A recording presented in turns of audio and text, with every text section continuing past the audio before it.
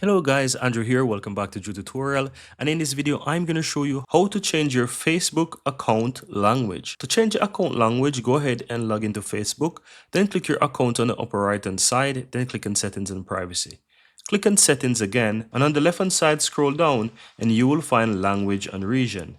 If you click on that, you'll find the account language at the top, which is the first option. You click on that and you have a ton of languages that you can choose from. So here you can find languages that you may know, right? And also if you scroll down, you'll find additional language. This contains a whole lot of different language.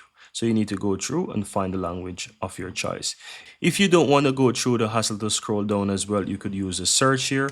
And let's say you want to type in Spanish. You can type in Spanish, Espanol, and you'll be able to find it as well. And you can select. And that's it, guys. Very easy and very simple. That's how you'll be able to change a language. So you just go ahead and select a language of your choice. And that's pretty much all that you have to do, guys.